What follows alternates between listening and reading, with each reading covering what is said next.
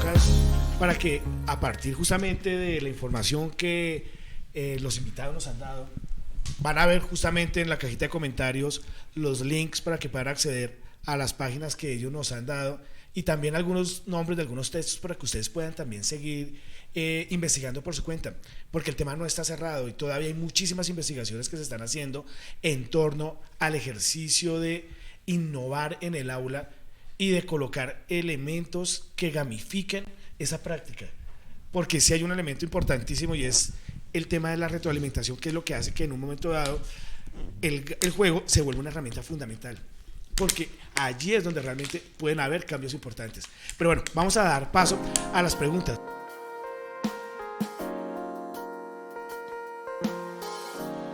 Importante de todas formas dejar claro, y es que diseñar un juego es un acto, es un proceso súper ineficiente, ¿sí? ¿En qué quiero decir? Yo me puedo tomar, yo que soy diseñador de juegos, que entiendo la teoría, ¿sí? Que yo diseñando un juego educativo me puedo demorar 2 meses para que salga bien, para que salga como yo quiero, me puedo demorar 2 meses. Si yo tuviera que gastarme 2 meses para solucionar todos los problemas del aula, no tendría suficiente vida para convertir el aula en un juego. No puedo, ¿sí? No, y si los profesores tratan de hacer eso, de empezar a pensar en, ¿y ahora cómo diseño juegos para cada una de mis clases? Van a odiar gamificación además, ¿sí? Porque además la mitad de esos experimentos van a ser juegos incompletos que los estudiantes no se van a gozar, ¿cierto? Entonces ahí hay un problema. El segundo problema es que un profesor no necesariamente es un buen diseñador de juegos.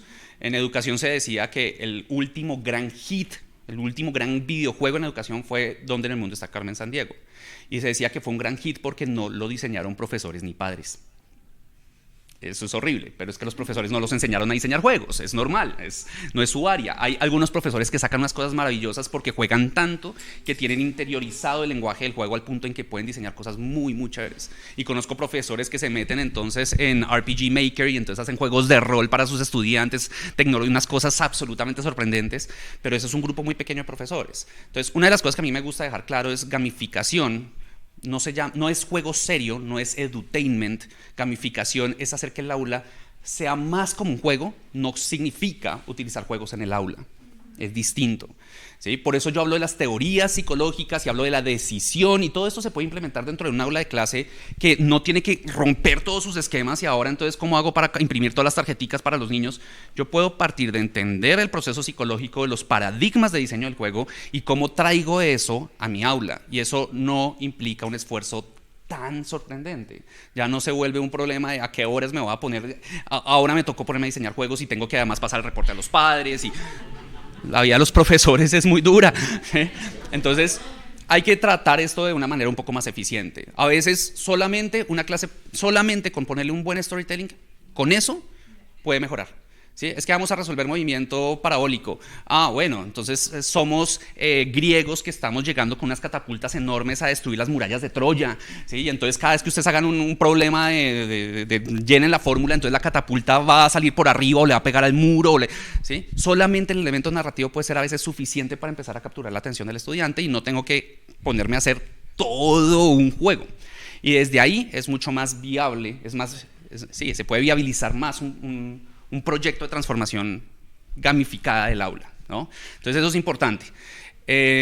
Si ya quieren diseñar juegos, bien, chévere, pero que salga de la motivación propia. Y eso me lleva a otra cosa, es una de las cosas que podría hacer el IDEP, que podría hacer el Ministerio de Educación, algo que yo creo que necesita un ente organizador grande, es un repositorio que recolecte los juegos que han diseñado otros profesores, porque hay 30 profesores diseñando el mismo juego, pero los profesores se guardan ese conocimiento dentro del aula. El aula es un lugar hiperhermético de donde ese conocimiento sale muy poco. Entonces sale un juego buenísimo, ¿y quién lo conoció? El profesor y los estudiantes. A veces ni siquiera las directivas. A veces ni siquiera los padres supieron que los niños estuvieron jugando. Entonces, ¿qué pasa si armamos un repositorio donde los profesores no tengan que diseñar todos sus juegos, sino que puedan decir, tengo un problema, tengo que enseñar integrales, venga, ¿será que algún profesor ha hecho un juego interesante en integrales? Es brilliant.org, por eso es que esa recomendación me parece absolutamente maravillosa, ¿sí? Ya hay gente que ha trabajado esos problemas, busquemos quiénes lo han resuelto, quiénes lo han resuelto bien, y armemos un repositorio de conocimiento alrededor de eso. Es más eficiente que reinventarnos la rueda 1000 veces, ¿cierto? Entonces eso, digamos que alrededor de los comentarios, alrededor de tus 3 preguntas, ninguna fácil. Entonces, primero tenemos el tema de la paideia y el ludus, ¿no? Es entender que tenemos unas estructuras lúdicas y que esas estructuras lúdicas cuando entran al aula pueden llegar a ser subvertidas y destrozadas por el mismo manejo del aula. Niños que dicen, ay, vamos a jugar para aprender qué jartera, ¿sí? Eso pasa, ¿sí? Eso pasa. A mí me ha pasado llevando juegos a colegios donde, ay, ¿ahora qué me van a enseñar? ¿Sí? Y lo que estoy haciendo es cambiando totalmente el enfoque del juego.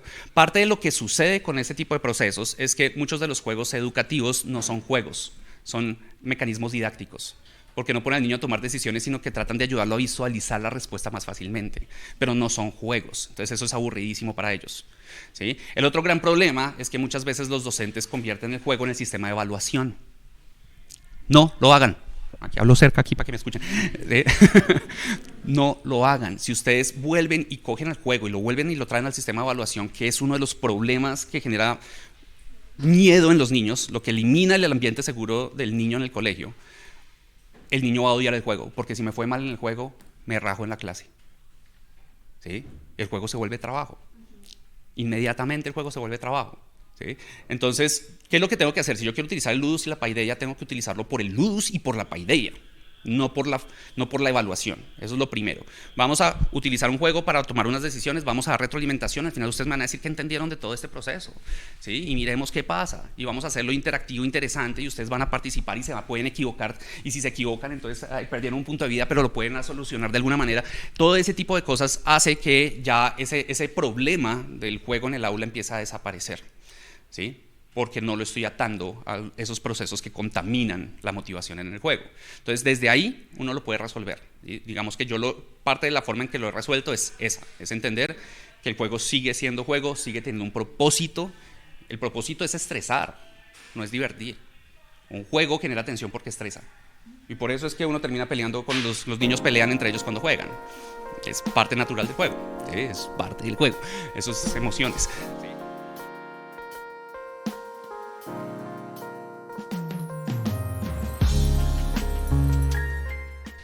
Pues tenemos que hacer un cambio radical, o sea, pero ahí peleamos nosotros. Ustedes son maestros y maestras que inspiran los cambios, o sea, para eso estamos acá, y ustedes se toman el tiempo y salen de su quehacer normal y hacen un trabajo extra, o sea, no, esto es porque tienen una responsabilidad y porque ustedes tienen un interés en modificar las cosas.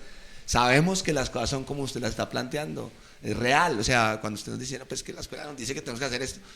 Hombre, a veces hay que ser desobediente y a veces hay que tratar de buscar cosas distintas. El último comentario me parece clave, sobre todo la parte de la que habló de adicciones. Voy a referirme sobre todo a esa parte, y si quieres, Javier, de pronto en las otras preguntas, porque creo que es algo complejo que pasa con el juego. El juego es adictivo. El juego estimula tanto, motiva tanto, lleva tanto, y ahora que le estamos metiendo canales digitales, que le estamos metiendo absolutamente de todo, pues genera los pelados pasan en un juego de video 5 horas y para ellos pasaron 30, 40, 50 minutos porque están ahí todo el tiempo estimulados, sobreestimulados. Y lo que decía, a ver, es muy importante, hay que tener tiempo para aburrirse. Las mejores ideas surgen de momentos de aburrimiento, eso es cierto, ¿sí? Entonces, nos enseñaron a sobreestimular, los juegos nos están sobreestimulando, ¿cierto? También.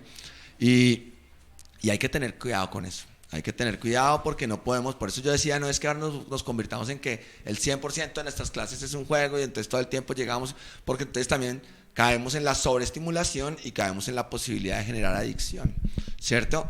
Es muy complejo, como todo hay que saberlo manejar, como todo tenemos que tener unos límites, tenemos que crear espacios de reflexión. No, por eso una cosa muy importante no es jugar por jugar, sino es darle un sentido pedagógico al juego que estemos utilizando, ¿cierto? Es entender y darle al estudiante al final una reflexión, una retroalimentación a partir de lo que ocurrió en cada una de las dinámicas que se dieron en el juego. Como les decía, hay juegos de distintísimos tipos, ¿sí? de todos los que queramos encontrarnos. Entonces, pero es importante que el juego no se quede en simplemente la actividad de jugar y ya te terminó, listo, tú lograste esto, tú lograste nada, ganamos, perdimos, ¿verdad? Sino qué pasó, qué se desarrolló, para qué lo puedo utilizar en circunstancias en las cuales yo voy a estar en la vida cotidiana, ¿cierto? Que pongamos y que no sea simplemente porque el pelado va a pedir juego, va a pedirlo. Si yo le doy juego y le creo un espacio para juego, lo va a pedir y lo va a pedir más porque se lo estimula, porque le gusta, ¿cierto? Pero no podemos quedarnos simplemente en esa parte porque con todos los beneficios que él tiene el juego, todo exagerado y todo en muchísimo tiempo, pues es fregado, ¿no? Ya genera una adicción que es compleja y tenemos hoy en día en los juegos de video una ludopatía fuerte porque son pelados que pasan horas, días, noches, no duermen, entonces si usted no le quita el celular, el pelado se queda jugando por la noche en el celular hasta las 3 de la mañana y porque está sobreestimulado, ¿no? Entonces hay que tener cuidado con esa parte, pues como con todo, ¿no? Yo siempre digo, la adicción al ejercicio también es tenaz, o sea, el profesor de educación física, si usted también sobreestimula el cuerpo y lo sobreexige, pues también puede tener problemas cardiovasculares, musculares, óseos, yo qué sé. Entonces, hay que ser cuidadosos con este tema y me parece que es una reflexión importante en la que nosotros, quienes estamos trayendo al país, a la ciudad o aquí a los distintos escenarios, pues impulsando el juego, tenemos que hacer esa reflexión también y decir, bueno, ¿cómo hacemos para que esto no se nos salga de las manos y no crear unos ludópatas allí que todo el tiempo están metidos en la vaina? ¿Sí? Porque jugar es importantísimo, pero pues no es lo único que hay, entonces tenemos que aprender a manejar ese tipo de situación. Hay una serie de mitos bien importantes que hay que empezar a trabajar, ¿no? Y es, evidentemente, muchos juegos utilizan elementos de condicionamiento operante y condicionamiento clásico para mantener a sus jugadores jugando. Principalmente, ¿cuáles? Los juegos gratuitos. Los juegos gratuitos son los juegos chatarra del mundo de los juegos. Así como comerse una hamburguesa, ¿sí? Enganchan un montón, son malos para la salud. ¿Sí? De hecho, yo trabajo con Red Papás y he trabajado con padres de familia y una de las recomendaciones que yo le digo a los padres es, si sus hijos juegan, cómprenles juegos. No los pongan a jugar los juegos gratuitos porque los juegos gratuitos utilizan todos estos mecanismos, se llaman patrones oscuros en diseño, mecanismos que hacen que el niño actúe en contra de su propia voluntad. Y eso se hace... Y no me miren así, eso lo hacen los mercadistas hace mucho tiempo. ¿Sí? Eso no es nuevo, los patrones oscuros no se lo inventaron los juegos. Los juegos lo que pasa es que los han capitalizado muy bien. ¿Sí? Entonces, jugar con la impaciencia para que el niño quiera meter plata en el juego, ese tipo de cosas. Entonces lo pongo a esperar 10 horas y el niño no quiere esperar, quiere ya su dragón evolucionado, entonces métale plata. Hay una serie de sistemas que funcionan a través de ciclos de recompensa. Y es la diferencia entre jugar SimCity en el computador y jugar SimCity en el celular. La versión de celular es horrible, no la jueguen, es solamente, eso lo llaman un treadmill, como el donde corren los hámsters, es corra por la recompensa y le tengo la recompensa. Ese tipo de sistemas no son tan poderosos como uno cree, ¿sí? y no sirven en procesos educativos. ¿Que pueden llegar a generar adicción? Sí, pero ahí también hay que hacer como algunas aclaraciones. Los juegos generan adicción más o menos en el 3% de los jugadores, o sea, no es un porcentaje tan alto como uno cree, y la ludopatía es muy extraña. Lo que pasa es que la adicción no es el problema fundamental del juego, es la compulsión. El juego genera procesos compulsivos. ¿Cuándo sé que hay adicción? Si yo le quito el juego al niño y el niño hace pataleta, no puede dormir bien, solamente está pensando en el juego, necesita meterse en su tableta, mirar a gente jugar, si no puede despegarse de la actividad y empieza a sacrificar otras partes de su vida que son importantes. No quiere visitar a sus abuelos, no quiere salir a la calle. Si ya empieza a entrar en un proceso donde si yo le quito el juego, entra en esos sistemas descarrilados de lo necesito y se ponen ansiosos, hay que poner una bandera roja y eso hay que trabajarlo con terapia cognitiva conductual. Eso no se trabaja solo desde la casa. Ya en ese caso se necesita ayuda externa. Si están antes de eso, si el juego les está generando compulsión, la compulsión lo genera Netflix. ¿Sí? El diseño compulsivo, ¿qué es? Que en Netflix ustedes terminan un capítulo y sale una barra de progreso, y esa barra de progreso está diseñada para que ustedes alcancen a coger el control y espichar el botón. ¿Sí? Siguiente. Eso es diseño compulsivo. Eso es un diseño que hace que ustedes saben que tienen que trabajar, ustedes saben que tienen que hacer las tareas, pero el sistema no los deja desprenderse del sistema. Y los juegos tienen mucho de eso. Por ejemplo, una técnica es eliminar los puntos de salida del juego. Un punto de salida es el momento donde yo puedo decir, aquí puedo dejar. La mayoría de juegos gratuitos de consola tratan de eliminar esos puntos de salida. Entonces, por eso el niño está jugando Fortnite, lo llaman a comer y el niño dice, no puedo pausar el juego, ¿sí? Y es en serio, el niño no puede pausar el juego, no es que sea adicto, es que dejar el juego a la mitad realmente es doloroso, está dejando a sus amigos botados, las consecuencias para él emocionales, sociales, son mucho más que, es que dejó pausado el juego, pobrecito. No, realmente eso es grave para él. Y entonces el diseñador de juegos lo que hace es que solamente cuando termina una partida está en el lobby antes de que arranque la siguiente, es el único momento en que el jugador puede salirse. Y eso genera compulsión y hace que el niño diga, bueno, una partida más. Una técnica es hacer micromundos, mundos que duran 3 minutos. Porque entonces yo termino 2-3 minutos del mundo y digo, ok, pues juguemos otro. Pues son solo 3 minutos, juguemos otro. 2 de la mañana, el último. Y uno ya está cansado y no se puede zafar del juego. Y eso es un proceso compulsivo. Si ustedes después se van a la finca con el niño y no le llevan la consola y funciona bien, el niño no sufre de adicción. Está sencillamente muy atrapado por lo que pasa en el juego. La inmersión, por ejemplo, es un predictor fuerte de ese tipo de procesos. Entonces, ¿qué pasa? Que si yo voy a trabajar a nivel de educativo, toda esa explicación para devolverme acá y ya termino. Si yo quiero pensar esto a nivel educativo, ¿qué es lo que yo tengo que pensar como docente? Es yo qué es lo que quiero utilizar del juego. Los sistemas de recompensa que generan ese treadmill de recompensa de siga adelante, eso no es lo más interesante del juego. Eso no es lo chévere, no es ganar puntos. Uno de los primeros ejercicios que yo le pongo a hacer a mis profesores cuando les enseño temas de gamificación es trate de hacer una clase donde usted no dé un solo punto. Después aprenda a usarlos. Los puntos son geniales para hacer todo tipo de cosas. Pero quítese la idea de la cabeza de que tiene que dar puntos porque eso lo lleva otra vez al proceso evaluativo. Entonces sacó una tarjeta, haga la cosa y si la tuvo bien ganó puntos, si la tuvo mal no estamos haciendo nada, ¿sí? ¿En qué me debo enfocar? En armar sistemas de retroalimentación significativas para el estudiante. Lo bueno es que yo no quiero hacer un diseño que haga que el estudiante compulsivamente quiera estudiar. Yo quiero hacer un diseño que lleve al niño al nivel de desarrollo al que yo lo quiero llevar. Y en ese momento, game over. Se acabó el juego. Y eso evita la compulsión. Jugar un juego, Assassin's Creed, Horizon Dawn, esos juegos que duran 50 horas y se acaban, son menos problemáticos para esos problemas de adicción y compulsión que jugar Fortnite, Apex, todos estos juegos que son gratuitos y que lo tratan de mantener uno años conectado. La educación debería aprender de ese modelo de juegos, no de los juegos gratuitos, de los juegos más costosos y más chéveres, ¿sí? Sin que eso implique volverlos costosos, ¿no? Pero sí se puede manejar el tema, es tener esas apreciaciones ahí muy claras.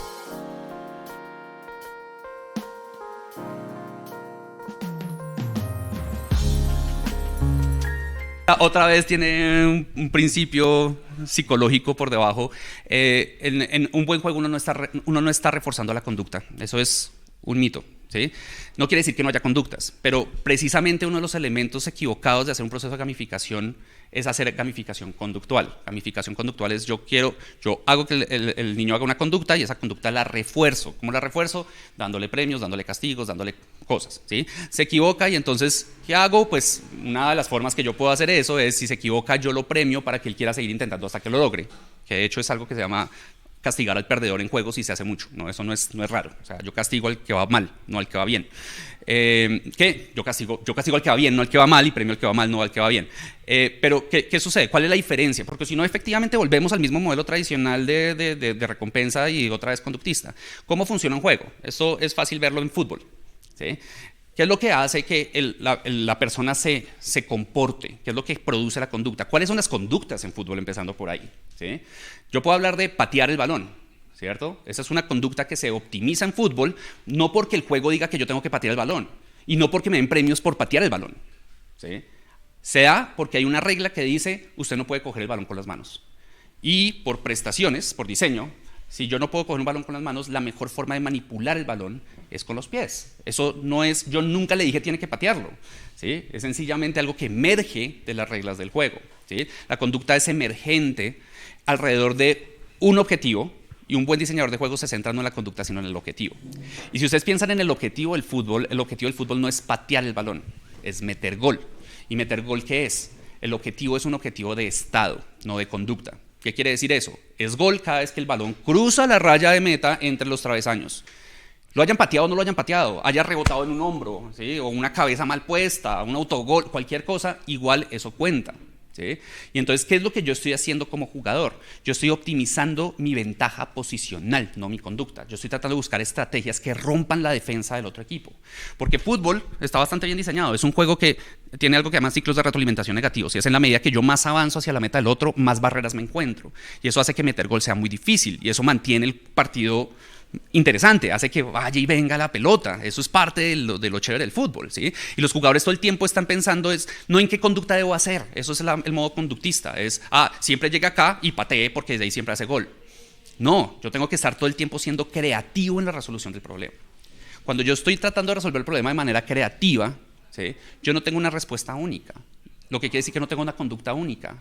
Pude hacer el gol de chilena, pude hacer el gol de taco, pude hacer el gol sin culpa, pateé y se metió el gol, ¿sí? Todo vale, ¿sí? Y el punto es como y fíjense que en ese sentido el juego sucede en el cerebro. El cuerpo es el mecanismo, es parte de la interfaz, pero el juego sucede en el cerebro. Yo como jugador de fútbol, ¿qué es lo que estoy pensando? Es a quién se la paso, ¿sí? Y esa decisión no siempre es la misma. A veces tengo que pasar a la derecha, a veces a la izquierda, ¿sí? No siempre el mismo paso me funciona igual porque no vi a alguien que cogió y me interceptó, ¿sí? La incertidumbre es la que arma el juego. Por eso les digo, la incertidumbre es la que arma el juego, porque en el momento en que hay incertidumbre yo no puedo optimizar conductas. Eso es lo importante, y ahí es cuando yo puedo salir del modelo tradicional y empiezo a pensar en qué pasa en el cerebro del niño, cuál es la decisión que está tomando, porque esa decisión que tomó ahorita de pronto no le funciona otra vez en el siguiente problema. Así es como funcionan los juegos de acertijo. Un juego de acertijo le enseña a uno a solucionar el problema de una manera y en el siguiente mundo se lo cambia. Y uno dice, no, pues claro, momento no funcionó, ¿sí? Eso es lo que hace ese tipo de juegos, hace que me equivoque porque lo que me enseñó antes ya no me sirve. Así funciona Candy Crush. ¿Sí? Ese es el funcionamiento. Y entonces, ¿qué pasa? Que yo no estoy reforzando conductas, yo estoy reforzando estrategias. Eso es lo fundamental, ¿sí? No es un tema ni siquiera de hábitos, porque los hábitos implican automatización, precisamente. Y el aprendizaje implica deliberación. El hábito no sirve para aprender. El hábito es el resultado del proceso de aprendizaje, no la causa. Es que yo necesito que el niño tenga el hábito de hacer tareas.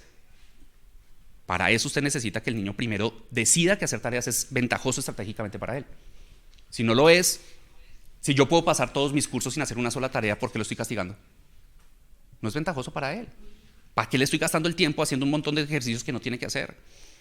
Decisión, que el niño encuentre su método de aprendizaje y llegue al camino final, pero que él escoja. Yo le doy, miren, entre tareas ustedes tienen todas estas posibles. Escojan por cuál camino quieren llegar. Miren, yo como maestro les doy todas las posibilidades, todas las estrategias, ¿sí? Lleguen ustedes. Yo guío el proceso, pero no lo controlo.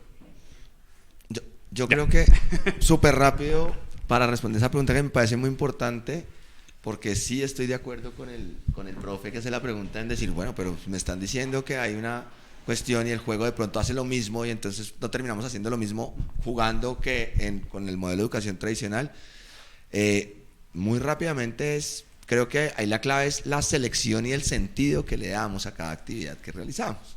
Entonces, lo clave allí es seleccionar bien el juego. Como decía Javier anteriormente, hay unos juegos basura, hay unos juegos que si uno selecciona, pero existen, sí están allí y son los que a los que más acceso tienen los pelados, ¿no? Entonces hay que tener cuidado con esa parte porque sí existen, se dan y los pelados están teniendo acceso gratuito a esos juegos. Entonces pues son los peligrosos que tenemos que tener cuidado y que si los vamos a usar, porque puede haber unos gratuitos excelentes, un Sudoku, por ejemplo, es gratuito y a mí me parece espectacular todo lo que logra allí, ¿cierto? Pues hay que tener cuidado de todos modos porque con el sentido que le damos. Por eso el comentario mío es recordar la importancia del sentido que le damos al juego, del objetivo. O sea, no es poner el juego porque ya por hecho, de hecho es chévere y ya, y listo, sino pedagógicamente. Yo entiendo la parte en la que Javier lo pone, porque el juego tiene 1000 beneficios, 1000, ¿cierto? Pero cuando ya lo vamos a trasladar a una actividad pedagógica, a un quehacer docente, tenemos que tener muy, pero muy claro el objetivo que queremos lograr. Si no hay objetivo, no. Entonces, creo que ahí se le soluciona el problema que el profe tenía. Bueno, creo que con estas dos respuestas muy concretas podemos cerrar esta parte y agregar dos cosas importantísimas, y es que finalmente nosotros como docentes somos los agentes activos dentro del aula y justamente como agentes activos podemos generar las transformaciones necesarias para que en el aula nuestros muchachos, nuestros estudiantes, justamente también comiencen a incorporar esos elementos de creatividad, de sociabilidad, de negociación, que son fundamentales en ese mundo que está fuera del aula y al que muchas veces le tememos porque justamente consideramos que nunca se tienen las herramientas adecuadas, y creo que en ese sentido la gamificación podría dar esas herramientas. Entonces es la invitación para que esta charla inspiradora los siga inspirando, los siga motivando, y podamos justamente seguir encontrándolos en este tipo de espacios, en las próximas charlas inspiradoras que vienen, que el IDEP está creando, con invitados que tienen una experiencia enorme en trabajos similares a estos y que pueden justamente darnos aún más herramientas y más elementos para mantener justamente en alto esa posibilidad de cambio en el aula. Muchas gracias.